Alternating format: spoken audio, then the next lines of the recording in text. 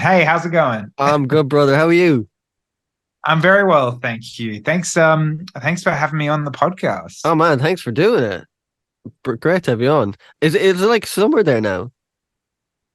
Yeah, it's getting warmer. Today was miserable. It was cloudy and rainy and about 17 degrees or so, but it's about to get warmer. I live in like the south of Australia, so it does get hot, but yeah, only in like, deep summer. Most of the time it's quite not quite like, the UK, but it's not what you picture when you picture Australian weather, I guess. Okay, right. Yeah, because we're used to Yeah, completely shit weather the whole year round. It's brilliant. of We just course. just our summer is though a few times we got some good stuff. Yeah. What part are you in again? Is it Adelaide or Perth? I'm in Melbourne. Melbourne. Okay, I Yeah, completely got that wrong. Melbourne in Victoria. Yeah. I'm sure we should start with the Beatles. It's always good. Yes, yeah, I imagine that's largely why I'm here, the Beatles. Yeah. But we can talk about the Beach Boys as well. I'm actually working on a Beach Boys Oh, video, so okay. I I'm love in a the bit of Beach a Boys. Beach Boys mode at the Oh moment. man, I love the Beach Boys too. Jesus, it's just, oh man. Have you seen Brian Yeah, Wilson I live? seen.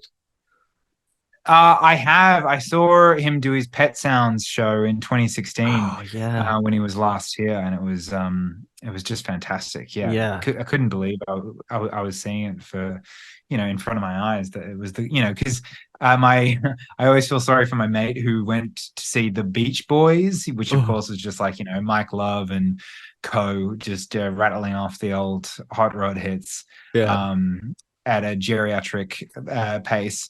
But no, I was like, no, I saw Brian Wilson. I saw the closest thing to the Beach Boys that exists at the moment. yeah, Yeah, just have so much love for that band. Obviously, it's been very Beatles centric in this last month, what with Now and Then and the Red and Blue and all that. But yeah, no, I'm working on a video about the Beach Boys Love You. Brian Oh, I Wilson's love that record. uh yeah, his bizarre 70s synth pop Johnny oddity. Carson. Yeah, just a wild collection of tracks, but also a very kind of moving and sincere album as well. As strange as it is, it's yeah, it's such a trip. There's nothing else like it in their entire discography. So I'm kind of obsessed with it at the moment. Yeah, and I remember you did that video on the Love and Mercy movie, which I really liked. More so the '60s Brian Wilson stuff. I always thought the '80s stuff was jarring. I was like, okay, that's definitely not like you know what I mean. It kind of weirdly took me out of it. Yeah, I do hit because I mean, yeah, John Cusack had such an uphill battle there because the stuff with Paul Dano in the 60s making pet sounds, I mean, that's the stuff everyone wants to see, but Yeah, the film doesn't work without the stuff in the 80s. And a lot of people give John Cusack a lot of flack for his portrayal. But if you actually look at, because Brian Wilson really changed over the years. Like the way he true. was in 1977 was very different to how he was in 1981, which was very different again to how he was in 1985. John Cusack was playing him in this very specific period in Brian Wilson's life where he was kind of just, he was still kind of drugged up, but he was also sort of letting go of his past. And if you watch him, there's a lot of nuanced similarities between the betrayal and the real Brian Wilson during that time. I always feel the need to like I do tend to agree. Like I always watch, rewatch those scenes with Paul Dano in the 60s more fervently than I would the 80s scenes. But Yeah, I don't think it's terrible. I don't, no, I no. think it really does help create quite a dynamic and interesting film. But Yeah, yeah. Oh, thanks for the shout out, by the way. That's a bit of an older video now, but yeah, yeah, yeah. appreciate it. Hey, I've been watching the videos. Hey, I know you had on Peter Rames Cullen as well. I yeah, just finished his book it's brilliant. on Brian Wilson of the Beach Boys. Great book, really Oh, great. I so read good. that in like less than a fortnight, which is, I guess I'm a bit of a slow reader, so that was yeah, I love that book. But Yeah, it's a brilliant book. yeah, It's brilliant. And I had yeah. David Leaf on too. David Leaf as well, yeah, the Yeah, original biographer and now friend yeah, of Brian Wilson, which is so yeah. cool. And that beautiful Dreamer documentary, that's the Smile one. That's just so amazing. Yeah, I actually haven't seen it yet. Oh, I've dude. You'd love that. I know, I really need to. Well, I definitely will in preparation of this next video that I'm making. But yeah, looking forward to it. What's speaking of the Beach Boys, and we can move on to the Beatles. What's your top Beach Boys albums? I mean, Sunflower has to be. I love Sunflower. I think. Yeah, that's great call. Actually, I've said on a video, I think in that Love and Mercy video, I said my favorite Mm, album was Pet Sounds, which is an easy one, of course. yes. But I love Sunflower. Sunflower probably is in my top three. I was re-listening to it just the other day. I also saw a band called a modern band that I love. They've released my album of the year, the Lemon Twigs. I saw Okay. them. They're from the States. Great band. Their whole sound is inspired by that 60s guitar rock pop Ah, sound. They're just fantastic. Their album this year, Everything Harmony, is yeah, give it a listen. oh, cool. I'm not getting paid by them or anything. I just really love that album. But I saw them in Melbourne and they encored with This Whole World, which I believe is Oh, from Sunflower, and they just did an what a song. amazing job. No perfect. They nailed all the harmonies. I was like, wow, I can't believe I'm hearing this album track it might have been a single, but from a relatively obscure Beach Boys album. Yeah, I was just knocked out by that. But yeah, I love Sunflower. I love. I was even listening to. It's not in my top three, but I was listening to Friends the other day. I love how peaceful that album sounds. That song that Brian wrote. That's like not doing. What is Busy it like? doing Not doing nothing. anything. Busy doing nothing. Yeah. Just a great song. The Like just bossa nova this kind kind of of like ding, ding, ding, ding, yeah, ding. yeah. Yeah. It puts you in a really nice mood. I was driving with my girlfriend. We had just stayed at a place in the country, and we were just driving back through these kind of like backwards roads and listening to it, Oh, and it was cool. just. It set such a great vibe on the journey, and I was like, man, this album's not bad because I listened to a lot of those post Pet Sounds albums, hoping for a similar level of I don't know psychedelia, grandiosity that you get from Smile and Pet Sounds, and then it's this weird kind of lo-fi bossa nova thing, and it's like what is this? Same with Yeah. Wild Honey as well. It's like this very kind of scratchy, loud but thin rock sound. And it's like what are they doing? But you go back to those albums and you realize how much magic is in them of them kind of uh, getting to grips with who they are now post Pet Sounds, post their early 60s tunes, and like figuring out who the Beach Boys are. It's yeah, they offer there's a lot of great stuff in those records for Yeah. sure. Wild Honey is such a great record. Like that piano sound is just like totally raw, totally just Yeah. brilliant. Like it's completely underproduced, but in the most beautiful way. You know what I mean? It just has this sound, Yes. and Yeah. it's not like Pet Sounds, which you could tell was the Wrecking Crew. You could tell the lads are Yeah. playing on it. You know what I mean? And there's something cool in that. Like I like that we have Yes. Pet Sounds, and I like that we have Wild Honey. The only thing I would always I always think where Brian could have went, and Mm, I think that is the issue. I think with the Beach Boys as opposed to the Beatles. The Beatles were always going together, but the Beach Boys were like Brian was going in a direction. They were all no Brian, and I think if Brian had yeah. someone like the Beatles, like a band, you know what I mean, like a real like Yeah. it would have been a different story of what Yeah. actually Yeah. you know. I think about this a lot. I think, he definitely had his moments with his brothers. I suppose, him and Mike struck gold a couple of times on a few songs, but he never had that unification that the Beatles Mm, enjoyed as a foursome. The Beach Boys were never a coherent unit, and were clearly not on the same level in terms of songwriting and compositions. Like it's like I still enjoy listening to those guys in the early 70s when Brian's more reclusive. I enjoy them like figuring out what they are as a band and what they've picked up over the years, I guess, in a way under Brian's, not tutelage, but his lead. yeah. It's always fascinating stuff, but no, he was leagues ahead of them, and I do wish that he was freed up earlier in his life from them, from their own, I guess, insecurities, their own kind of distrust of Brian at the same time. Like if he just didn't have to worry about that, if he wasn't chained to them, what stuff he could make with other people, and yeah, it really does, get you thinking. Like, it's the same as like if the Beatles, if John Lennon never died, if they, reconnected in the 80s or whatever, what would it be like? Ooh, 80s. Yeah. Easy there, Elliot. 80s production on the Beatles. That would be horrible. I had this conversation with Ken, who wrote that Mal book, and we were like, imagine the 80s had a Beatles. And imagine that, like the big gated snare. Like, oh no.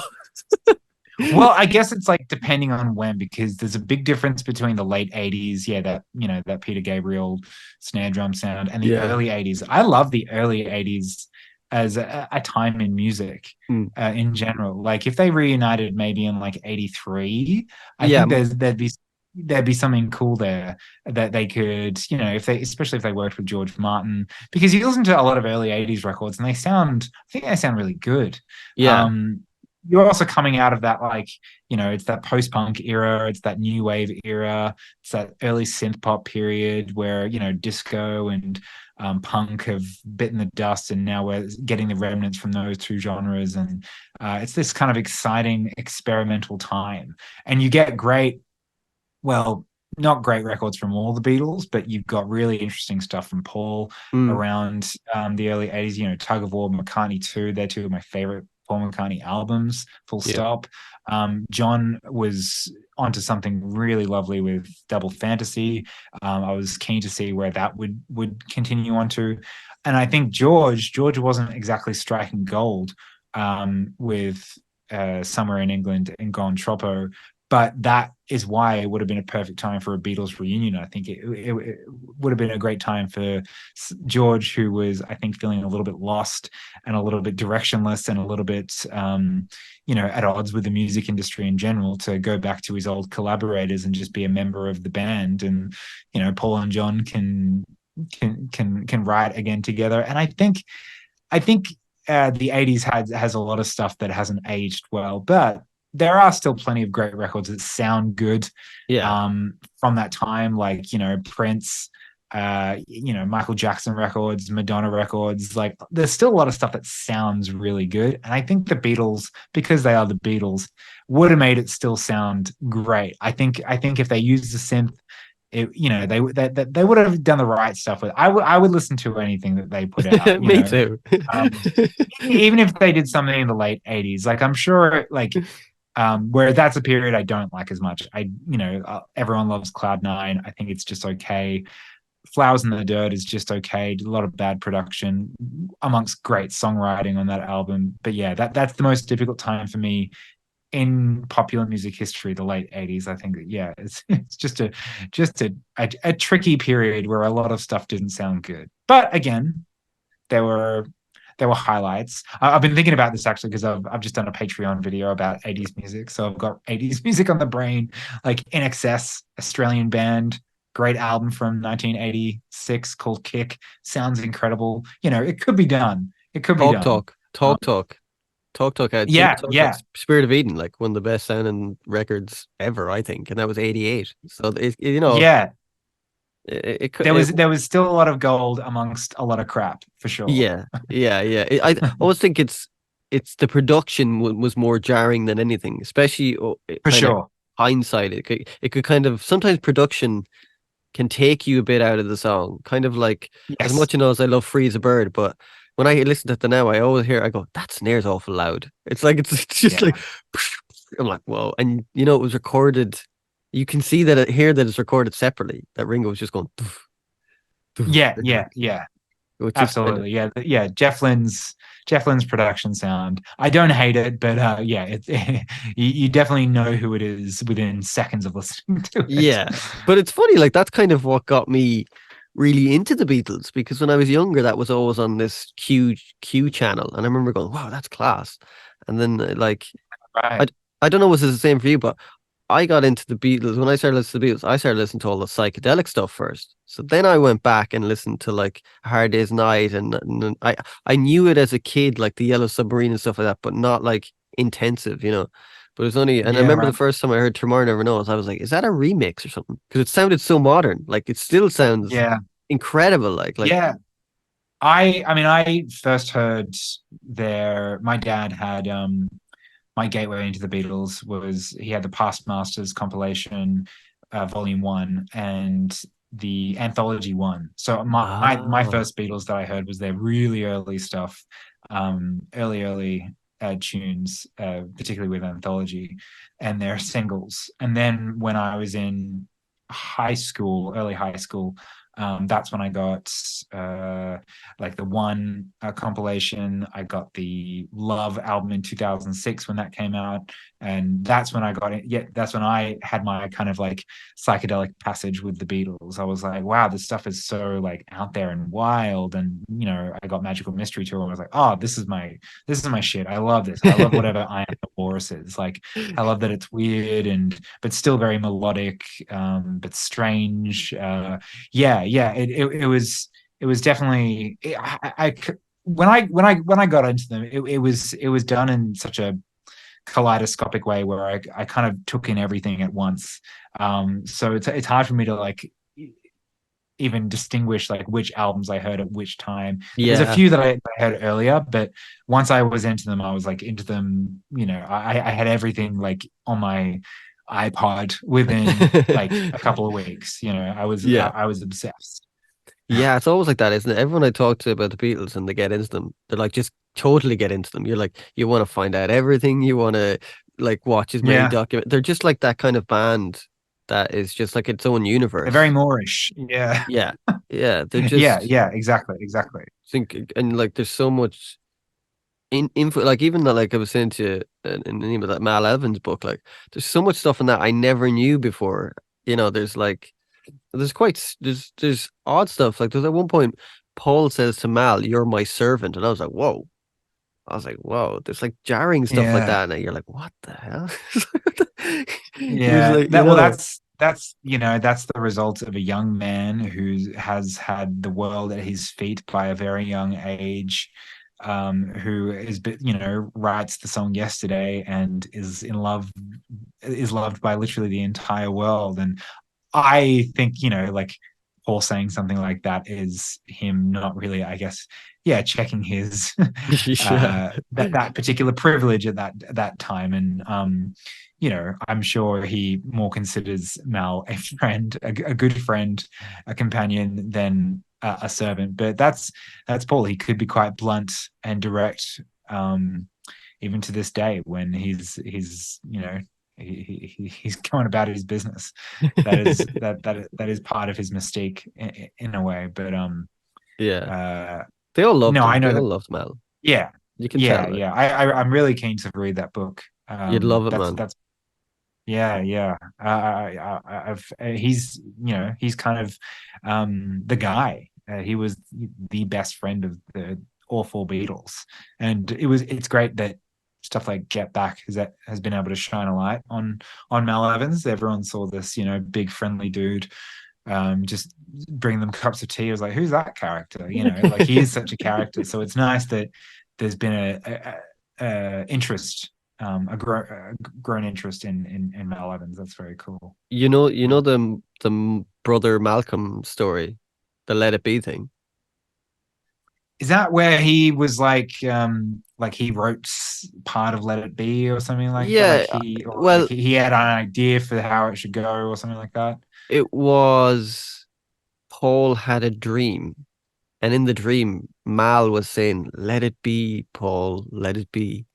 And Yeah, then yeah. there's a kind of whole thing in the book about the whole original line was like brother Malcolm or mother Malcolm, and then it changed to like, Mother To his Mary. mum. Yeah, yeah. So there's like, which is, and I think Paul's telling of it obviously is different now. So, but it's hard as you get old. Like I'm sure there's stuff that I tell that I've convinced myself that's happened of stories that I've told. You always get, and especially when it's the Yeah. '60s, like in the '60s, can you Oh imagine? yeah, yeah.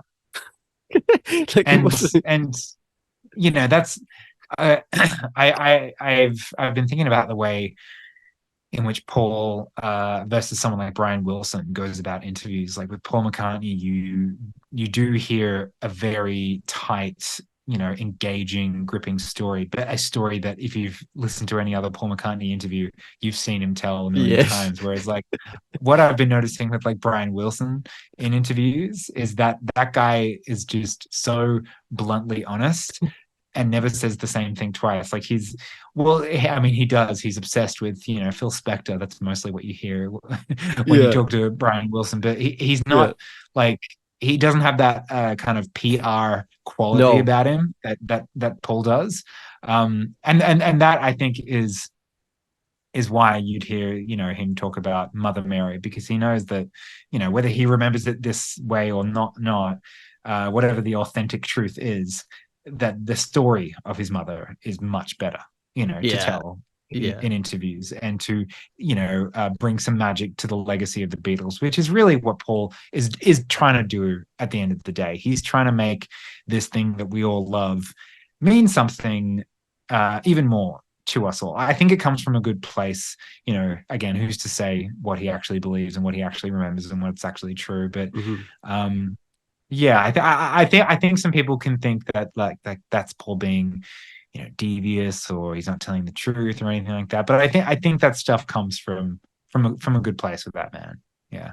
Yeah. It has to be just weird. No matter where you go in the world, someone knows you and like wants Yeah. something from you. You know what I mean? Like And it's been there's that way for 60 years. yeah, that just has to be you like know? crazy. Like like there's all those stories when he went up to Scotland and people would be following and trying to find out where he lived and all that kind of stuff. I love that kind of Yeah. period of his music. Like Ram, I think is such a great record. There's some Oh yeah. amazing songs on Ram. Yeah, so yeah, it's what did you think? I know I seen the video you did with Now and Then. Have you any more thoughts kind of since have you been listening to it much since Yeah, you I did it? have. I don't put it on all the time, and you again it's a certain mood that you want to be in when you're listening to that song. It's um like I'm not gonna chuck it on a playlist, amongst all my other music that I'm listening to at the moment while I'm doing my laundry. Like like it's a song that yeah, really like takes me to a place each time I hear it. And I understand a lot of the issues that people have with it. Um, I think the thing that I really wanted to communicate with the video that I did on Now and Then, and what I still want my takeaway to be about Now and Then, is that um, I think there's a lot of people, and rightly so, like looking at it from a production value, how it's built, what it sounds like. It's very compressed. There's too much bass and that kind of thing. But I mean, like that's a lot of like actual Beatles songs are mixed very strangely as well. But like, I think more people need to realize like that there's so much beauty within this song itself. Like the song means a lot to Beatles fans and to the remaining Beatles that made the song, and possibly to John Lennon as well. There's just yeah, there's just such a weight to this um to this track that I'm like, even now I still think it's crazy that we're listening to this song and how it's come together. It's overwhelming, the story that it's had. And some people also might say, oh, well, you're just looking through it with nostalgic, coated lenses and that kind of thing. Listen to it as a song in isolation. It's not that good. But I don't know if we process any music like that. Like, does No. anyone ever sit down, listen to a song, go, this is how this song goes, this is how it feels to me right now in this moment? Like, every bit of music that we love is attached to a part of the song that has nothing to do with the song itself. It's a memory of when you first heard it, a time in your life when things were going really well or when things were really sad. A song came along at the right moment or the wrong moment, and had an effect on you.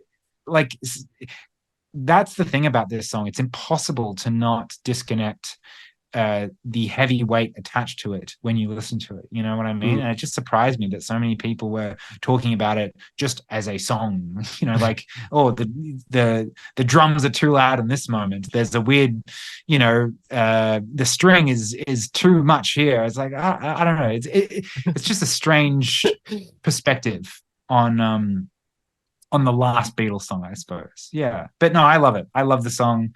I probably listen to it at least once a day, well, once every couple of days. And I'd be very curious to see how it ages compared to numbers like Freeze a Bird and Real Love, Mm. like where it sits in the pantheon of those post 1970s Beatles songs. Yeah. What do you Yeah. think of it? Um, I like it. I think I like it more now as it's kind of, the thing about it was I had always heard these other versions of like where people had taken the song and kind of put Mm, horns on them and strings, and I was kind of expecting yeah. this, you know what I mean? There was when the chorus hit, the first time I listened to it, and the chorus hit, I was like, oh, it was really because I always knew that I don't want to lose you, no, no, no, no. Yeah. Yeah. I thought that was such a kind of beautiful part that it would have been a lovely way to kind of build into that. So it was really jarring for me the first time I heard it. I was like, oh, right. So I was always expecting that. So it took me a few kind of listens to kind of go to like it. I actually love the verse. I think that when you just hear John's Mm, voice, there's just something like wow, hearing John, and especially with the isolated and everything like that. It was but yeah. I think I like it more now, but I was just so used to hearing, which sucks. I was so used to hearing that thing. So for the first time when I heard it, I was like, oh, I didn't really know. I'm like, yeah, I like it, Yeah. but I mean, the first time I heard it, I was like, I said this in the video, like it felt very strange. Like I almost yes. felt like I was like outside of myself listening to it. Like it didn't really hit me at all. It was very odd. But I've seen some people comment because I mentioned that they took out that I guess that pre-chorus bit, that I don't want to lose you Mm. section, and they say that it's kind of it is still in there in the guitar solo, like the Yeah, there's a tune bit of of it. Yeah. that section is in the guitar solo, which I think is a nice acknowledgement of it. It's it's a pretty moment from the song, but I also understood why they took it out. John doesn't really have like the ending of that bit is him sort of just trailing off in like a big way. And I think just it was already a bit of a messy experiment. And I guess they just wanted to make it a bit more of a cleaner, like, here are the verses, here is the chorus, here is what we will add, and that's it. You know what I mean? Because that section is, moving as it is, the lift is really cool, but it I think it can get a bit tangenty. And that's what Paul and John always did for each other when it came to their songwriting. They would, as much as adding a line or a middle eight, they would also edit. They'd be Mm, like, "Oh, take that bit out. That's rubbish. We don't mm. need that. Keep the song focused on X, Y, Z, not that bit." So, if John and Paul were really working on Now and Then together, that also could have happened. It's Yeah, one of those things for me. yeah. Um, yeah. And that's, I, that's I, I sorry as to I said interrupt. in the video, sorry, just quickly, I would love a like a lo-fi version of it, like Paul singing in like a an equivalent tape recorder Yeah. mic, and with maybe just like piano and just some really light percussion from Ringo or something like that, or even no percussion, and just like a nice kind of lo-fi version between John and Paul. I Mm. think could be really lovely, but again that becomes more of a vanity Lennon McCartney project and not a Beatles song. Yeah, I think it's important that George is involved as much as he could be. Yeah, yeah. Sorry, yeah. what were you saying? Just what was I saying? Oh yeah, freeze a bird. It's funny when because you can isolate obviously freeze a bird and Mm. John's old vocals now and actually make them clear, but they don't sound Yeah, as good. That weird like lo-fi thing on free as a bird has this such cool sound like that. It's off, but it's cool. I don't mind it. Yeah, yeah. And what a lot of people don't realize is that they actually did. It's very hard to access, but they did remix Real Love and Freezer Bird, I think in 2015 for like the bonus Yeah, one album. And like obviously they didn't use the machine learning to strip it from the piano, but it does sound a lot better, I yeah. think. those versions if you can get your They're on hands on YouTube. them. Yeah, yeah, they're On on YouTube. YouTube. There you go. And that extra real And love. There's a lot of extra guitar on real love, like George yes, stuff, yeah, yeah, yeah. which is cool. Yeah, yeah. I don't know if they needed to add much to it, but I like No. that they sound a little bit more open now and a bit more a bit more pleasant on the ear. Yeah. Um, what I'm wondering is if they redo anthology because the anthology series and like the DVD series, which is the only place you can access anthology, is if you have the DVD that's been out of print for a while. If they redo that, you know, remaster that or whatever on Disney Plus, if they would now put Now and Then at the beginning of Anthology 3 instead of Sea Yeah. of Holes or whatever it is. Oh, sorry Yeah. about that. It's all right. Me, me, Um, me, me and my friend, every year we watch the whole anthology. We just sit down in one day. Every year we just watch the whole anthology. We all literally, 8 episodes. Yeah, yeah, right. yeah, yeah. We did it 2 weeks ago. And it's just funny doing it because you always kind of see or hear different things, like because it's so long. Like I mean, Yeah. we're doing it for years. We used to when we were younger, we used to get a bit pissed and watch it, but as you know, which is fun. But there's just something cool about watching the inception of it. Like I mean, it's so long. Mhm. Like I mean, it's like 8 hours long, and the fact that Yeah. Yeah. like Apple Core did that, it was brilliant. But like I'd love a kind of mastered version of it, like you were saying, and to kind of it would be It cool needs just to it. bring it, Yeah. yeah, just to kind of bring it into to now, especially because it's like and it's fine watching the DVD, but I mean, it's just it would be cool if it got just looked clearer It's and very everything. hard. Yeah, it's very hard to go from something like Get Back and then watch the anthology. It's just it just doesn't hold up. But yeah, it deserves to be seen. It deserves to be somewhere on streaming where people can access it, or yeah, or like a Blu-ray release or whatever. Because at the time, it was like the definitive, you know, like this is the last thing you'll ever need on the Beatles, which you know history has shown us to not be true. But it was meant to be like this absolute scraping of the bottom of the barrel. Get every little demo and every last thing out, and we'll put it in this, and that'll be it. Um, but yeah, yeah, I would love that. You know, if you are under the age of 20, you've probably never seen the anthology because you would have been too young for it. And yeah, yeah. Yeah. Come on, Peter Jackson, get on that next. So speaking of your videos that you've done, um, how long does it actually take you to because they're really well thought out and you know some of them are like an hour and a half long. How long does it actually take you to actually go through all Mm. your information and you know you got to edit stuff and all like that? Yeah, well, thank you for saying so. I it does depend on the video, you know, like the you can see it in in the gap of time between video releases, like the George Harrison ranking, which is my longest video. It's 2 hours 45 minutes. That was You cool. know, like I released that in March. I didn't release a video prior since December, so that one took me, you know, 3 months. But typically, if a video is you know, 45 minutes to an hour. It'll probably take me a month and a half or so.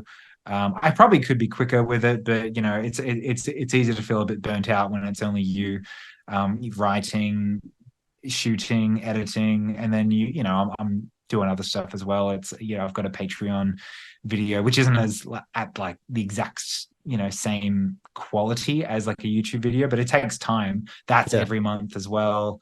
Um, but yeah, it's the writing part I find the trickiest, or the part where I procrastinate the most because you know when you're like any I guess author would know of a book, like when you're writing something, you can think it's going to be one thing, and then you read a bit of information and it totally changes your argument, or you Hmm. now want to make it this and that. So I guess I'm lucky posting to YouTube where I don't really have, you know, like a timeline where I need to get something done. Like sometimes I guess if you work with a sponsor, they like to have it out by a certain time. But Yeah. most of the time it's just, you know, it's just really however long it needs. But I like to get them out, you know, fairly promptly so that, you know, I don't know, it's the internet. I don't want people to lose interest. But yeah, it probably takes again, all videos are different lengths, but on average, a couple of weeks to write, usually just about a day to shoot, and then another 2, 3 weeks to edit, really. Yeah. The editing is always the worst of everything, isn't it? You're like, oh, the That's my editing. favorite bit. I Is it love really? editing. That's, yeah, 100%. Shooting it is, again, it only takes a day, but it's a lot, like, having to speak on camera for, because the end product is an hour, 2 hours, but you're shooting all day doing all sorts of different takes. And it's just you and a camera. It's Mm, not nothing to work off. I've got to drive all that excitement that I put in my videos, all that like passion. I've just got to pull that in from nowhere. You know what I mean? Like mm, I want it to have the kind of vibe of, just a couple of friends chatting about an album, but the reality is it's just me alone in a room. So that's always exhausting. The writing is like, the writing's the hardest because you're pulling something out of nothing, really. You're mm. just creating something. Whereas when you're editing, it's just like you're putting a puzzle together. You've got all the bits and pieces, you've got all the sound, you've got all the stuff you've shot, and then you've got clips that you want to use, finding clips online, like making sure it flows nicely. Like I love doing that. Editing is the best. I can edit all day, whereas like Really? writing, you're lucky if you can get like a good couple of hours of writing out of me every day. Yeah. Right. I think that's the thing about YouTube as well. You know, you're when you watch a video, you kind of have to y- you know not identify with the person, but you very kind of affable. So you kind of when you like the person as well, there's something about you can watch. There's something that draws people into videos as well, and Yeah. your video you always seem very friendly, which I think is always a kind of cool thing, and so I've seen some videos where some people seem like on everything, like they're talking down to the audience as opposed to talking with them. There's Yeah. Well, yeah, no. Thank you again. That's nice of you to say. That is something I do try and work on as I guess a presenter in these videos, is that I want it to be friendly. I want to come across not like as some expert on X, Y, and Z, because I'm not. I am. I do the work, but I am just a YouTuber at the end of the day. So I want it to be cordial and friendly, and like it's, again, just a couple of friends chatting about their favorite movie or music or whatever it is. I know there's a lot of, especially about the Beatles, because it's such a sacred text. It's, everyone yeah. has such reverence for this band, and it's there's a lot of people who love to tell you that they've been around for a lot longer than you, that know this, that, and the other, and some of them become YouTubers themselves. And yeah, that's one of the things about, that's why I mentioned those other, I suppose, other reactions to Now and Then, because I feel like that can be often how being a custodian of the Beatles, I suppose what people expect. It's a lot of people who are like, oh, look what they've done. They've like I've noticed with the Red and Blue albums, a lot of the other videos that have been posted about it, like whether you think all the mixes were good, whether they're all bad, I think you've got to admit that like there are plenty of them that have been vastly improved, and Mm, that is worth celebrating. The fact that you can hear, a song like I Saw Her Standing There in really decent stereo, that's worth celebrating. I know yeah. people are very touchy with what they've done to the end of I Am the Walrus, but people act like they've, just absolutely decimated the entire discography of the Beatles. But it's absolutely not the case. They just focus on that one little thing. It's like they've massacred the walrus, like Giles Martin should be thrown in jail. And it's like, can everyone just relax? Like, you always got you've got the original, 2009 remasters, however it is you want to listen to the Beatles. But like, can we all just relax and admit that like having a beefier sound to these particularly early stereo tracks, where you've got all three vocals, all three harmonies in one right channel, and then you've got the drums and the bass and the guitar and like it So sounds jarring. awful. Yeah. And now they've, say what you will about, oh, they've taken a bit of reverb off this, or Ringo's snare is a bit too loud here. It's like, for the most part, like this is going to introduce these mixes are going to introduce a whole new generation of like, kids to these early tracks, these early Beatles tunes that are great. I know it's easy to say that, like, yeah, everyone, we all love the Beatles, we all love Here Comes the Sun, we all love Hey Jude, but like, yeah, because those songs from later in their discography are more accessible, they sound better, and they're Mm, more they're produced with a more modern equipment. But it's been very hard to make 2-track recordings sound as fresh and punchy in a playlist alongside, Tame Impala and Radiohead and all that kind of Yeah. stuff. You listen to, And I Love Her, and it's like, Jesus, what's going on here? But now it actually stands a chance amongst those other tracks. And again, I don't get why more people don't focus on that and they just nitpick their few little complaints. But so I suppose that's the presence I'm trying to bring, not only to the Beatles, but just in general on the internet. The internet can be a place that thrives on negativity and arguments and this is crap, this is bad, this is over. I know they get a lot of clicks, but I think it's nice to have, videos and people with a perspective of things that they think are great and art that moves them and that they think is worthwhile listening to.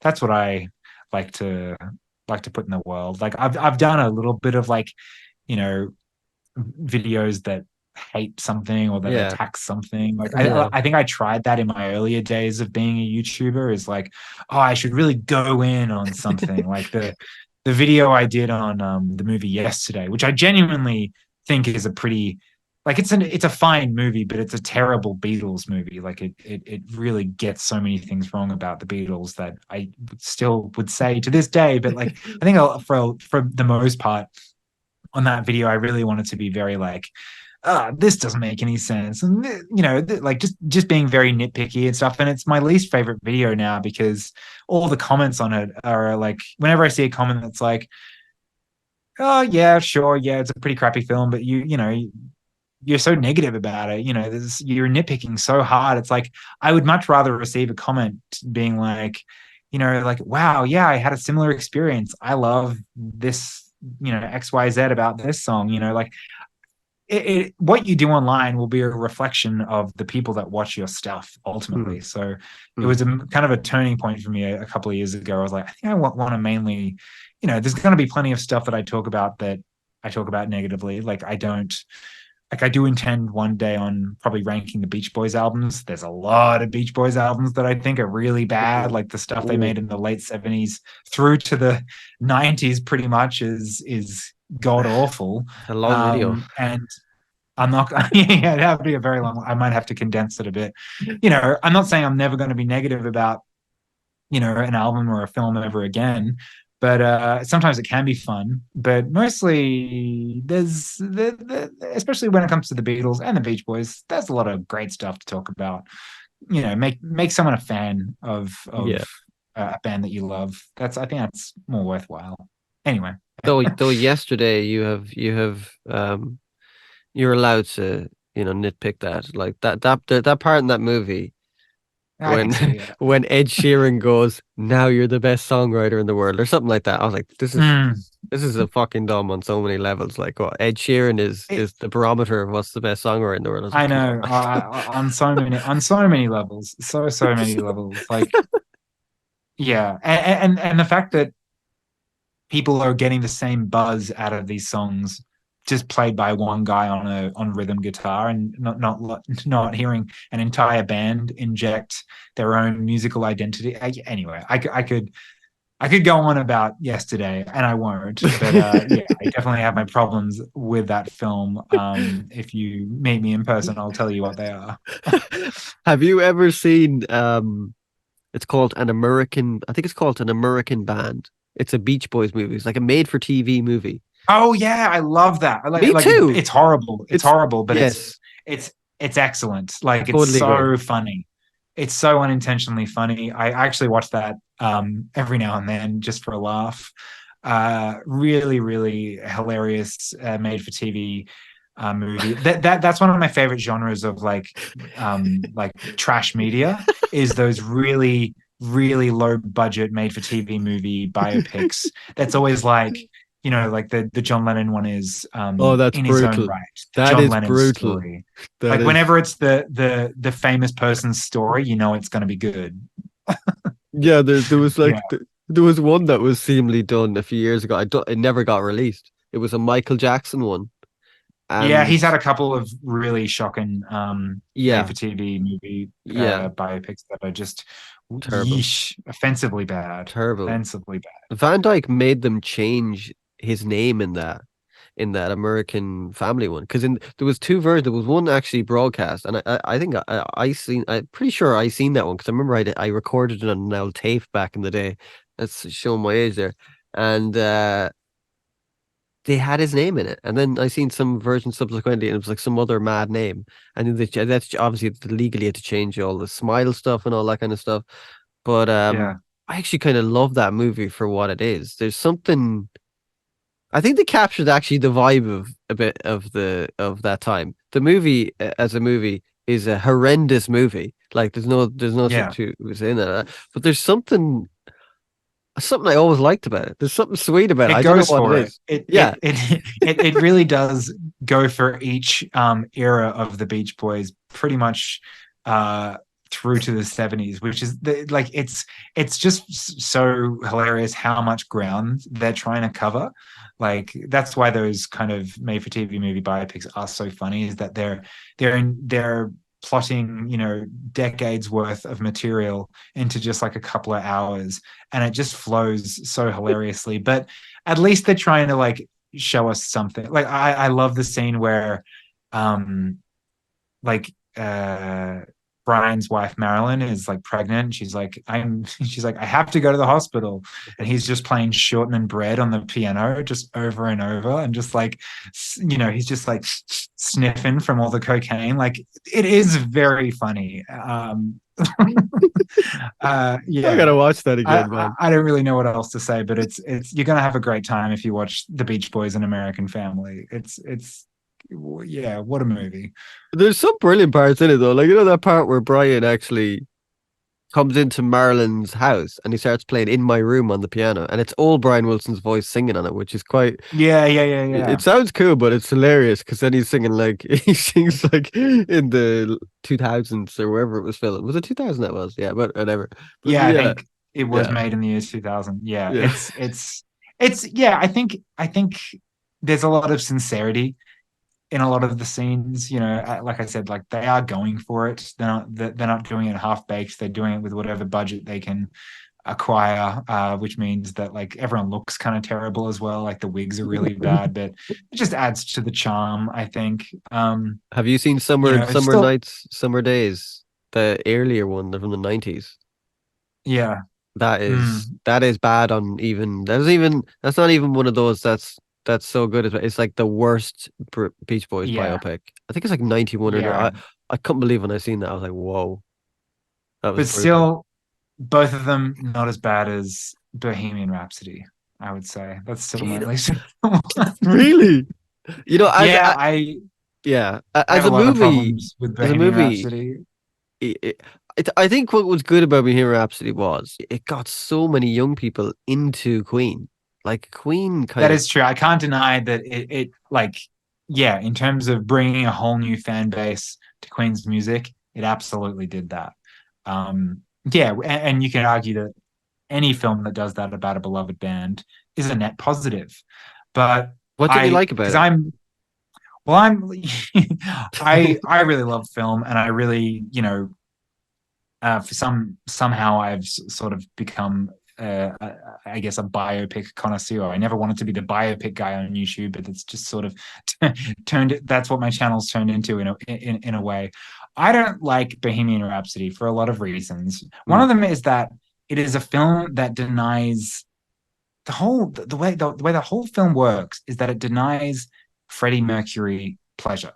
Like Freddie Mercury was a man who lived very large and Mm. who was so much.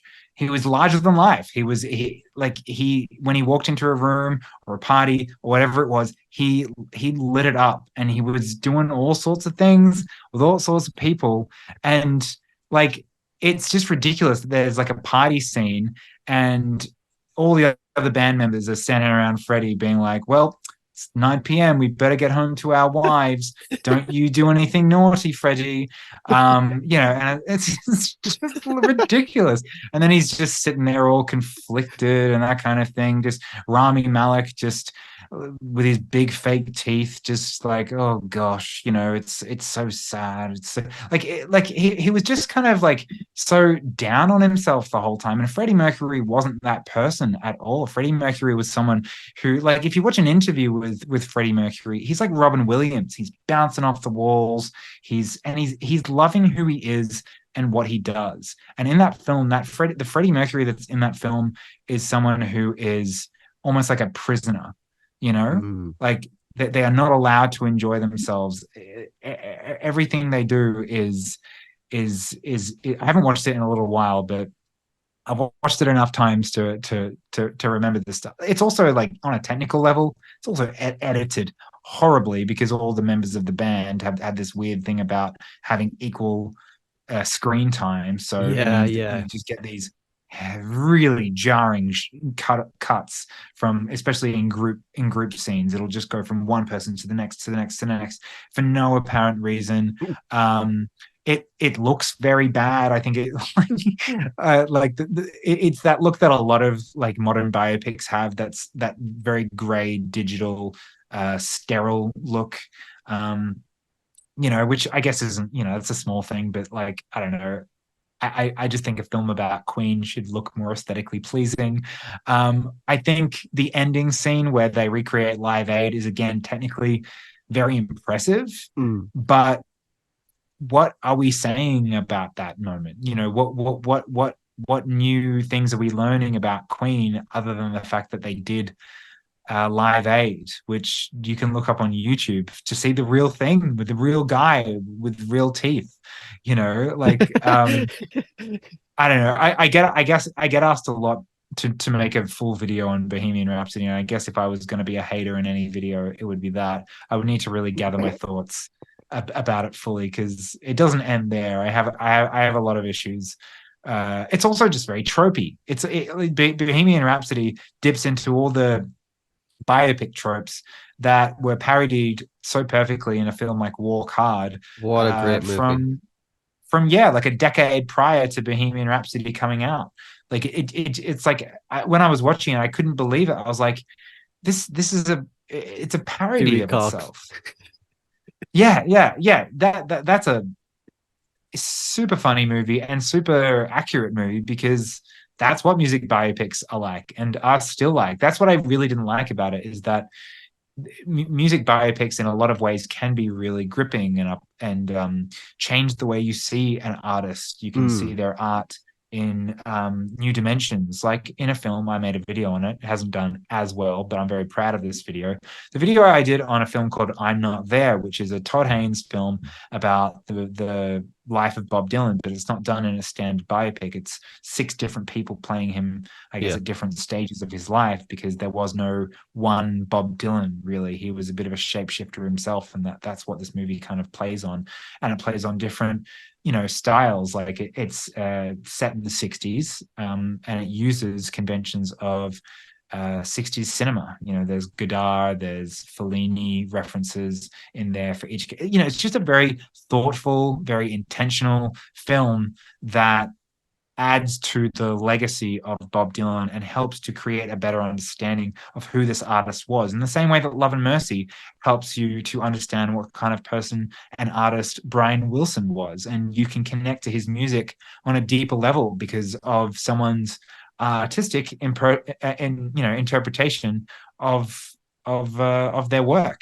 Whereas Bohemian Rhapsody, I think, just it pushes down the scope of Queen's music and makes it something of like a odd sanitized greatest hits of their stuff, where it's Mm. like, the band member comes in and has a line from the song, a melody, a lyric, or like the doom doom doom Yeah. doom from We Will Rock You, and it's like that's like it's just the lowest common denominator of interpreting the creative process. I Yeah. just think That's a good point. audiences, yeah, they lapped it up. It was a hugely successful biopic, but it was boring and it was broad, which are two things that Freddie Mercury and Queen never were. You know what I mean? Hmm.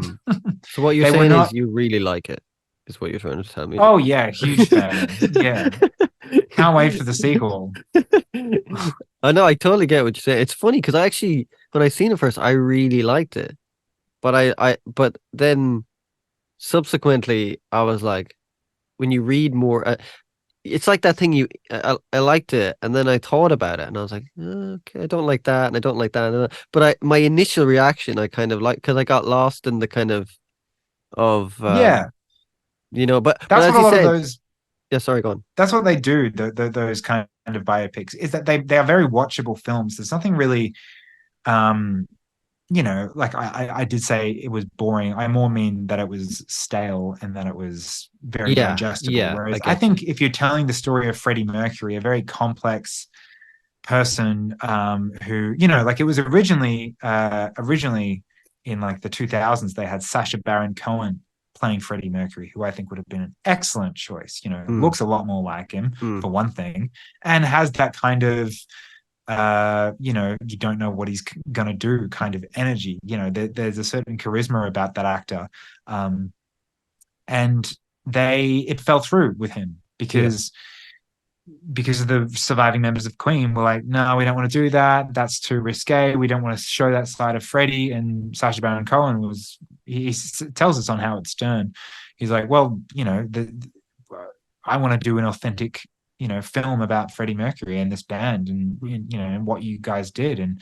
Um, and then, yeah, then he left the project because of the creative differences. And that kind of told me a lot of what I needed to know about what Bohemian Rhapsody became. And yeah, and look, I don't have that much against Rami Malek as an actor. I think he's done a lot of good work, and he was great in Oppenheimer. He's good in Mr. Robot. I just think he was horribly miscast, and I think it was one of the worst Best Actor Academy Award wins in recent history. I was appalled, frankly, but please, yeah, please do a video on this. I really want to see this video. maybe one day, maybe yeah, maybe when I hit 200,000 subscribers or something, I'll make a Bohemian Rhapsody video. Then that's so cool. You got like 100 and wasn't that 103,000? Yeah, that happened just a week ago or so. I hit Incredible, man. 100,000, which was yeah, thank you. Yeah, no, it's a nice little milestone. It makes more sense now when I tell people what I do, which is something I'm just still getting used to, I suppose. When people ask what I do for a living, I'm like, oh. Do you get It's like do you ever get people like you're walking around somewhere and they go, "Hey, Elliot." only ever at it has happened, but 90% of the time it happens at music gigs. That's just No where people are way. going to recognize me. So That's yeah, cool, man. I went to when I saw Paul McCartney, it happened there a few times naturally. When I saw the Lemon Twigs, the band I was telling you about, I got recognized there. But when I'm just going to the grocery store, it never happens. When I'm just out and about, I no, it doesn't happen. But I'm very grateful to the people that have said hi and that they like my stuff. That's very, very sweet. If you do see me in the wild, feel free to come and say hi because that does. I'm not at the point in my YouTube career where that's an annoying thing at all. It's very sweet. So yeah, say hi if you see me around Melbourne or anywhere I am. A couple of people recognized me in London last year. In fact, the first time I actually ever got recognized was I was on the tour of the Beatles' childhood homes. The John and Paul of their childhood homes. The National Trust as like a tour, and like one Oh of the guys wow. on the other tour was like, "Oh, are you that YouTuber?" And I was like, "Oh my gosh, you recognize me?" And I'm in Liverpool right now. I was like, "Oh, I guess that actually makes sense that you recognize me here. Very appropriate." But then I was in like Notting Hill, and it happened. Some guy just like literally on the street. I was like, "Oh wow." That's a really nice perk, I suppose, Yeah. of doing what I do, and it's not like it's definitely not like a thing that happens a lot or is overwhelming. So yeah, very grateful for it. Yeah. It's crazy because like, you there's people all over the world who are probably watching your videos. Like it's just It small is weird to places, think, you know. yeah, like my kind of thing that I was doing before this was, or that I was trying to do was acting. I've been an actor or trying to be an actor for a lot of my 20s. Hmm. And even if I could get, an Australian role on an Australian TV show, it would likely only be seen by Australian people. But it's nice to know that, people all over the world, you know, have seen my stuff. Yeah. Um, in very, in small quantities, of course, but it is cool that YouTube and the internet has that reach. It has that universality to it, where you can speak to people from all over, except for China, where it's not allowed. But apart from that, it's great. No, we're getting a bit draconian here in Ireland, so it mightn't be allowed too much longer. It's a bit going crazy over here at the moment, but you know how it is. Oh, really? Well, Yeah, gosh, just hope it's okay. I haven't really yeah, been following closely, yeah. but It's a do bit you, mad, do you have bit an mad over election here. coming up or something? Or The problem with Ireland is every party is exactly the same. So you're kind of voting right? for, you're like, okay, which one should I vote for? It's weird. Ireland's I love Ireland. I think it's a beautiful place. I love the people, but the government are right out shitbags, you know. Yeah. It's kind of every government really, isn't it? But yeah, they're proper shitbags here. So they're proper Yeah. shitbags, you know. But that's the way it is. That's the way. Like speaking of you do acting. Um, do you like write music too? Um, I mean, no, I want to one day. Because You now should. my life seems to be so much more wrapped up in music and I guess more music appreciation uh than composition or songwriting or anything like that. But yeah, maybe one day. Maybe one day. It's never been. Like I just said, I'm more of a music enjoyer. I like to pay attention to music. I like to be. I'm a fan of music, but maybe it's my own inhibitions. I've been in a band where we've played cover songs and that kind of thing. I like playing music. I'm definitely nothing of an expert. Um, I've told myself that if I get enough money in my life, one day I'll get like a nice or just a piano that I can have in a living room that I own in the future. And then I can just, tinkle the ivories every now and then, just get a little bit better. Because I know guitar, I know bass, but bass is so, hard to just enjoy by yourself. You really need that band experience to get the most out of it. And guitar is great, but once you've learned a few chords, you're like, what else is there? So I really want to get better at piano. I think piano is just a more impressive instrument to Yeah. learn. Like if someone gets a guitar out at a party, everyone rolls their eyes. Someone sits down at the piano at a party, starts playing a few tunes. It's like, hey, there's a pretty classy party right here. Like, Yeah. yeah, big Piano's sing brilliant along though. over the piano. It's great.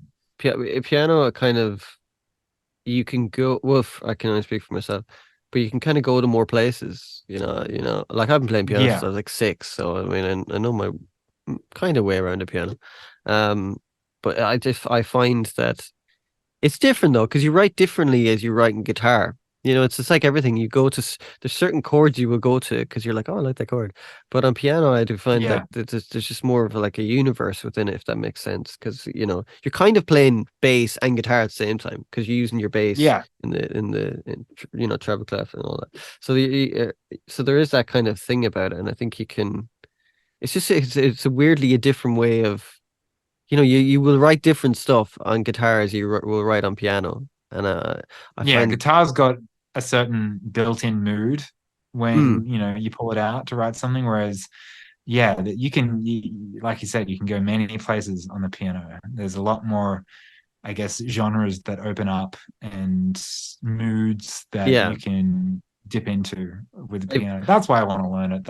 I think it would open up more avenues. Yeah. yeah, you should. I've a sitar back there, but it's actually in the case and I can't get it out. But it's I love playing sitar. It's class, man. Oh, a sitar. Oh Yeah, man, that's an intimidating instrument. try I tuning the thing. Jesus Christ, I had to change the yeah, strings. Oh, changing the strings was a disaster. I especially after learning about like learning the sitar through how George Harrison uh got around it. Like he obviously played it in Norwegian wood. He had picked it up for really only a few months at that point, and it was very rudimentary. And then for the next kind of 2 years, that was his instrument of choice. He really tried to get better at the sitar with Ravi Shankar as his tutor, but he realized that like sitar players learn for like 15 years diligently, like several Yeah. hours a day for 15 years before they get to like the accepted beginner intermediate phase. You know what I mean? It's like it's dedicating a life to playing an instrument. So I see a sitar and I'm like, I'm never going to be able to do that. So I'm not even going to try. Like you can write a hit song with a bit of rudimentary piano chords, but to Mm. be a good sitar player, I'm like, well, I've already not been learning it, so I'm not going to start now because it would take too much of my life. And you would never want to like disrespect the instrument. I would never want to like play it badly. It feels like that means more in Indian classical music to, like they just have I've learned recently they've got really high standards for their music, Oh and it's yeah. very connected to, you know um spirituality and their religion and that kind of thing. So yeah, that was one of the great things about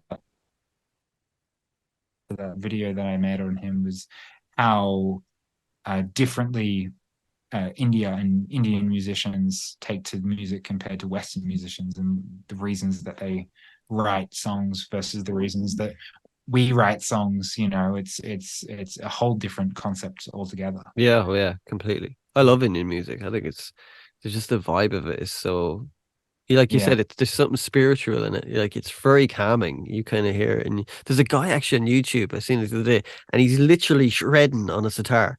He's like this. He's not even looking at it, he's just going like this. He seemingly he put some sort of pickup, an electric pickup thing into his sitar. So it sounds like a kind of sounds like a strange like hybrid of a guitar. The dude is just like Yeah. shredding the shit out of this thing, like, and this guy's like, oh, fucking class, man. Like some dudes are just unbelievable. Like because when you play the sitar, have you played one before? It's I've held one. I'm sure I wasn't holding it the right way, but Yeah, yeah, the strings seem to be like so far off, yeah. That's not quite the hard. fretboard, but whatever Yeah, you call it. yeah. Like so when you see some of those people like even Rabbit doing stuff that he's doing, you're like, oh my God. Like you could see why it Yeah, you takes can him see like why 15 he's years. sweating so much. Yeah. Yeah, and why it's a lifelong kind of instrument to learn, Yeah, for sure. yeah. Do you make any of your own films or anything like that? Because you said you're into film. I've made a very bad web series years and years ago. Hmm. And I used to do, my own kind of like comedy sketches and stuff with friends and that sort of thing. But no, I've never made a short film. Um, Again, it's just like I was an actor for so long, and then suddenly, you get to your 20s and you're like, oh, you have to be actor slash writer slash director slash Right, this and right, that. right. And it was just a thing of, I think I would probably stand a better chance of writing a film now than I would have a few years ago. But it's just knowing your limitations, I suppose, and knowing your talents. And I've never felt uh, good enough, I think, to write a film, and maybe even to write music. But you've got to start somewhere. Yeah. And it's time. That's what I love about YouTube, is that I can just do it all by myself. I don't need to rely on other people, which can be such a headache. Um, it's good to have a balance. I do wish I had coworkers sometimes, but it's ultimately it's just one of those things that has always worked better for me, is just like making my own stuff, just relying on me to show up, Yeah. really. Because making films is hard. I've been a part of student films and independent films as an actor, and you realize how much work has to go into it. And it's a lot just to realize one guy's vision, and Mm. then even at that point they're like, oh gosh, is this even any good? So if I did write a film and wanted to go through with it, even a short film, I would have to, yeah, it would not be something I do quickly or lightly. But maybe all Yeah. this stuff is in my future, maybe at some point. Film is kind of in a weird place. I don't know if it's the same for you, but I sound like an old fart, but I kind of just kind of watch old movies now. I like new movies, just I just don't, even the way they look, like this grading of films. Yeah. I cannot stand it, man. Like there's a It, cool book that Toronto Tarantino did, and mm, so he talks about all these different films, and I'm kind of watching the film, and then reading the chapter on the book. It's quite cool seeing his kind of insights into, Yeah, he talks about Bullet and the Deliverance and stuff like that. And when you watch those old 70s movies, you're like, oh my God, they're incredible, man. Just the way they look, yeah.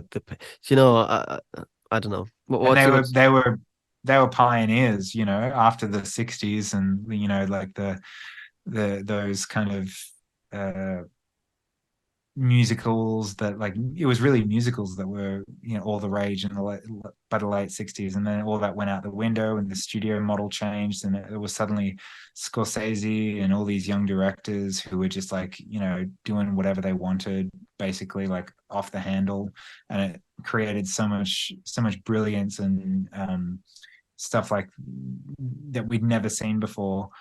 And yeah, it's fast. You could watch, an old film every day or every week for the rest of, for the next decade, and you wouldn't run out. There's so much Yeah. that's where the good stuff is. But I will say, like with music these days, or when you get older, because when you're young, good music seems to just fall into your lap. The music Mm. that you liked when you're in your early 20s was great. It was the best. And now music, it's not as good as it was 10 years ago. There's less of this, there's less of that. But like with any music and like with any films, it becomes something that you have to turn into, like, a hobby, and you have to actually go out and find the good films, because there are a lot of good films being made today. I know that like, when you look at, like, the top 10 highest grossing films of the year these days, like, it's always just a sequel, a big franchise reboot, a Marvel thing, a DC thing. And it's like, do you remember when the top 10 used to be like a bunch of comedies, and then a drama, and then an action, and then, like, it would, like, a romantic comedy, and a weird sci-fi? It would be this great blend of genres and styles, and we took a Yeah. chance on all this stuff, and now everything's so safe and sanitized and bland, and but if you just look at what's going out in, like, a film festival, there's Mm. so many great more independent and foreign films that are being made these days, that, like, it's incredible. Like, people are still making excellent films. There's a Japanese film that I saw this year called Monster that is, like, my film of the year. It's just absolutely wonderful, and borrows from a lot of those the stylings of auteur directors of the 70s and 80s. Um, a film like Past Lives I saw this year as well. That's an excellent film. There's good stuff. I'm on Letterboxd. I don't know uh, if you're What's on the Letterboxd. what's the letterbox? So Letterboxd is like it's like an app for films. It's Okay. like where you can log films that you've watched recently, and you can Ah, your friend if your friends are on there, you can see what they've watched recently. So I'm going to look at the films that I've watched this year and see what sticks out. Killers of okay. the Flower Moon, Oh, I haven't seen that. Scorsese. That Is that good? Yeah. It's good. It's very long. It's you need to stick with it. It's a Okay. Scorsese film, Yes. but it's incredibly rewarding. And yeah, excellent from Scorsese, as usual, really. Minus one looks Up, amazing. You know that the sorry. Godzilla minus one. You've seen the trailer for that? It's a Godzilla movie. It's called Minus One. It's made by that one guy, Japanese guy. It Oh looks, no, I haven't. dude. It looks Godzilla's been on a bit of an uptick This one recently. guy did like he did. Oh, it's a big thumb there. This one guy did. He did all the video effects for it and everything. It looks actually incredible. I can't think of his name. He's a Japanese guy. Um, but it looks, dude, it looks like it's a Yeah, proper old school like Japanese Godzilla movie, not like a Hollywoodized yeah, Godzilla. yeah. Yeah. Sorry, I We, interrupted you we've there. had we've had more than enough of them. Yes. Um, other great films from this year, there were, in terms of, like, animation, and I guess films more for kids. The new Teenage Mutant Ninja Turtles movie, even though it's a franchise film, done really well. Animation Okay. was excellent. I liked Wes Anderson's Asteroid City. Oh I thought that yeah. was It's that was good. quite good. A film called Theater Camp I loved. I saw another Japanese film called Perfect Days. Oppenheimer was great. I like the Yeah. new Mission Impossible. There is good stuff made, and I think Sorry, it's very dark in here and my lamps stopped working, so I'm kind of lighting My myself light with my has come phone in as torch. completely. Do you know like that Mission Impossible movie? The thing I literally watched it 2 weeks ago. The thing I couldn't stand about it was the exposition that like one guy would say something, then it'd pan over Yeah, to the other guy. I was like, dude, stop with that. And my girlfriend was like, but Paul, that's a shut up. Mission She was like, Impossible shut up, movie, Paul. I like was like, I just those films. I'm never going for the dialogue. no. I'm going to see, I'm going to IMAX to see Tom Cruise, ride a bike off a cliff. Like that's what I want. I want to see what kind of maniacal stunts he's putting himself through, Yeah. and like it's kind of like knowing what you're going in for. You know what I Mm, mean? mm. Um, but like, yeah, Oppenheimer, I thought was great. There's good stuff. My point is that there is good stuff. You've got to search for it, though. You've got to go and take a risk on foreign films and independent films. I think a lot of the stuff that like A24, the movie studio Yeah. A24 does, they're great. Midsummer and stuff like that. Yeah. Ari Aster films. Like if you want to see a film that'll challenge you, go and see Beau is Afraid, his film from Yeah, what's that this year or like? last The year. Joaquin Oh, Phoenix it's one? wild. Yeah. It's like people call things a fever dream all the time. That film really is like a fever dream. Like it feels like one long running nightmare basically, but like it's also very funny and Okay. very strange. It'll challenge you as a viewer of films. If you think you've seen everything and all films are boring, go and see Beau is Afraid by Ari Aster, and it'll give you a whole new perspective on where Okay. I films are must at check these that out. days. That new Nick Cage movie looks quite interesting. The one about it's like everyone dreams about him. Yeah, and it's Cage, so it's going to be a bit strange and a bit nutty. Um, Yeah. yeah, and the cool thing as well is I think we are in a bit of a shifting time with film where like Marvel has dominated our screens for 15 years. Like Iron Man came out in 2008, and since then it's just been a non-stop barrage of their stuff. But I think they bit off more than they could chew with the whole Disney Plus TV shows and Yeah. homework. And now, the world has realized that they don't, that those, that all this shoddily made content basically is not worth all of our attention, our collective attention. And I think we're all now in a place where we're looking for something else, looking for something new on our screens. We don't want the same superhero fluff that they've been churning out. So I think it's an exciting time for movies. So yeah, don't lose hope just yet. I still Yeah. watch plenty of classics, but every now and then I'll go check out something new. You've got to take the risk, and everyone who's listening to this, go to the movie theater, go to the cinema as well. It's the best way to enjoy a film. It's how to form a better relationship with cinema, at least. Yeah, I'll Yeah. get off my soapbox now. I totally agree. Getting cinema is just it's a cool experience. Do you remember the first movie you ever seen in the cinema? I don't. I wish I did. That would be a cool I story. definitely do. It's probably my it's my first memory I think I actually have. What was yours? I seen Batman, the Michael Keaton Batman in 1989. Oh wow, yeah, I was great. 4. I was fucking 4 years of age. That's That's my first that memory. would I'm sure Danny DeVito is seared into your brain then. No, that was Batman Returns. Batman this Oh, is that was yeah. This is of yeah, course. so but the funny thing was Jack Nicholson one yeah, with yeah, as the yeah, Joker. yeah. No, of course, the Penguin's not in that. Gosh, yeah. But even Jack Nicholson's pretty intense in that film, because that's the thing about those the Tim Burton ones, is that they're beautiful and stylized, but they can also be very shocking. They're dark, like they're They're dark. very dark, You know, as a very 4-year-old, dark. as a four year Yeah, old. yeah, But I very loved it. heavy. I loved it. I loved all that dark shit when I was a kid. I was like, I loved comics that were darker and stuff like that. And it was Yeah. funny because the place it was like, Ireland it was the 80s. It's very different than Ireland now.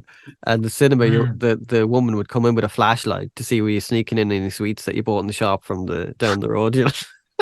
She'd come in with a big light and flash it on everyone so that they didn't have any. They'd buy all the stuff there. So it's like, it's kind of funny That's that kind very of. funny. Just disrupting your experience to see if you Yeah. stole anything. That's It's not even stealing that. it. It's just that if you had bought sweets down the road.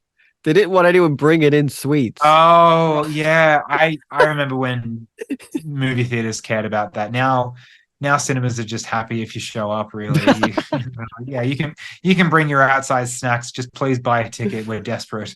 Yeah, yeah, yeah. And it's quite interesting as well, speaking of film with AI, how AI is going to play an important role. Like, I mean, it's crazy what you can do with AI, man. Like, it's just, have you ever like messed around with any of the apps like Kyber or Runaway or anything like that? I've been very resistant to it. I agree. It's incredible the stuff that you can do with AI now that has not been available like year on year. It's Mm, like it keeps doubling the things that you can do with it. But I've always been as someone who's in a field where like I watch YouTube videos all the time now. Like, oh, I was like, that looks interesting, and mm. like I'm listening to this video, and I can tell that the voice is it's convincing, but I can tell it's an AI voice, and Yeah, and then I know and what then you you're mean. like, oh, the syntax of this script that I'm listening to is very strange as well. Like everything makes sense, but it doesn't feel like it was written by a human. And then you realize, and you're basically just watching an AI video, and you're like, I just thought that leaves a horrible taste in my mouth when I click on a YouTube video and it's that. So for me, I'm like, I don't want to go near the thing Yeah, because I think authenticity is one of the biggest things that I can bring to my channel and my presence on YouTube is that I write everything myself. It's me on camera that you see yeah, and hear, and all views are my own. Your people are coming from my perspective. Um, I've done like I think I've used one AI image of. I was describing the only time I've used AI in a video is in the George Harrison video. I was talking about his song "Fish on the Sand," and none of the images on Google of a fish on the sand was hitting right. So I just put it in like Dali Mini 2, a fish on the sand, and it just looked so stupid. And I was like, great, it's hilarious. And I used that, and I was like, oh, there you go. There's my big, experiment with AI. I guess one other way I have used AI before, but this is more to get out of copyright than anything. mm. Um, is when I preview a song and I'm talking about like the bass line or something like that, I might, use AI to Extract bring something. down, Okay, yeah, yeah, yeah, yeah, or at least like mix it a little bit so the vocals and the guitar are a little bit lower, and I can bring up the bass. I don't like to do it too much because it's just not, I guess the software that you can just use as a civilian on the internet yeah, is just not at the level where it sounds very good compared to like what Peter Jackson's pulling off with his machine learning software, where you can actually isolate instruments and vocals and backing vocals. If you try to get even like kind of good programs, there's still a lot of interference and a lot of weird gaps that happen when you isolate and do that kind of thing. So I do it, but I do it sparingly, and it's hmm, mainly to avoid copyright claims because that happens when it comes to using music for more than like 4 seconds in a YouTube video. So yeah. that's Especially my when it's the big, Beatles. Especially when yeah, it's the yeah, Beatles. yeah, exactly. Yeah, they're really onto it because it's so widely known. But yeah, I don't see it as something that I'll put too much stock into myself. If other people want to use AI, that's go ahead. But like, oh man, I was on TikTok the other day, being productive as usual, and I saw it was an ad for Roland. Roland, they make, like Keyboards and the stuff. pedals and keyboards and that kind of thing. Yeah, this was a drum machine that they were like they had restored, and they're selling this old vintage drum machine again. They've made it look all nice and everything, but all the images that they used were all AI in it. I was like, oh man, what a Right. shame that such a respected, Yeah.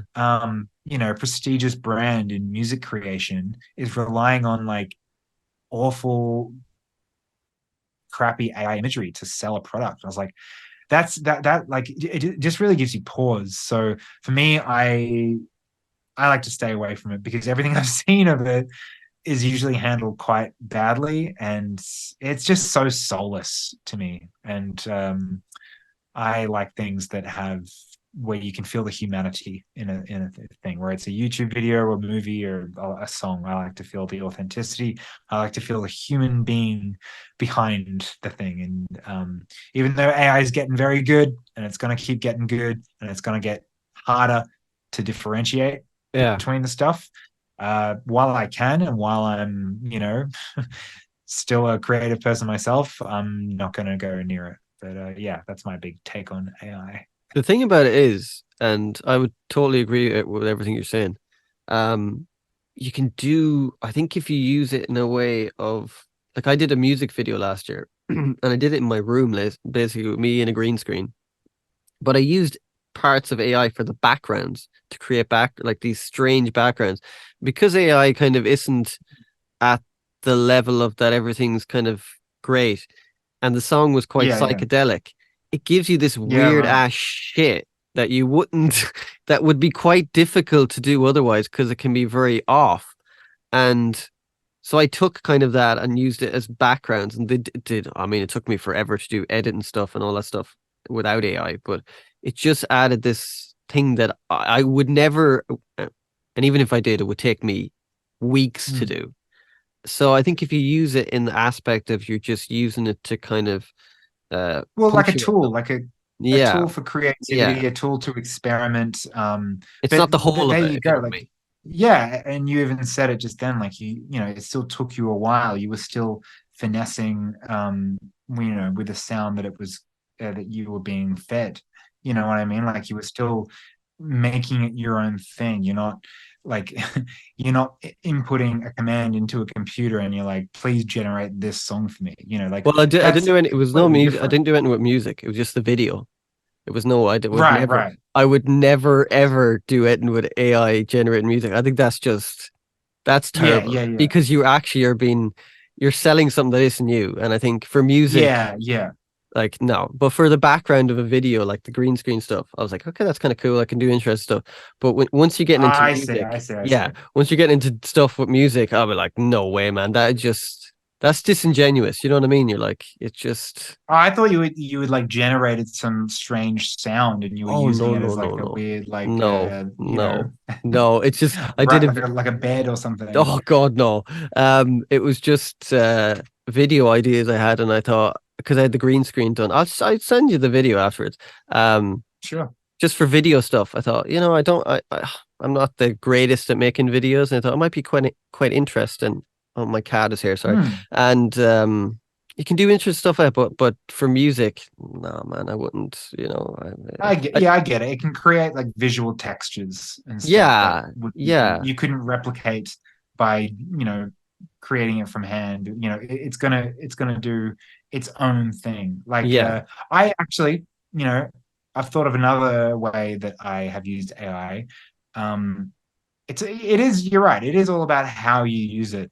For me, like I was creating the thumbnail for my YouTube video on Now and Then, and all I Hmm. needed to do was because I wanted to use the album artwork, but I wanted it to, an album is a square and a thumbnail is in 16 by 9, so I needed to I basically just put the image into one of the sites. I don't know what it was, and I was like, extend it, basically like extend Ah, okay. the album, and it does it pretty well. And then I just slap, a picture of me on there as well, and there's my thumbnail. I don't think that's a No, malicious use of no. AI at all. I think that's just being smart. Like that, like I could have painstakingly removed the words Now and Then and doubled it and like, Yeah, smoothed it out and that kind of thing. But for a thumbnail, like no one's going to know the difference, and the result is the same, and you're not stealing anything. So yeah. I think just, have common sense.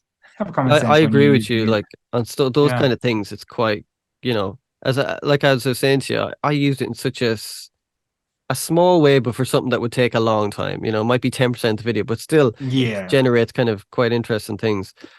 Hello. Sorry, my cat is just here crying at me. No, that's all Um, right. That's I okay. I thought it was hold on. Do you want to see my cat? She's quite beautiful. Yeah, sure. Oh, she's gone running. Hold on, I'll get her.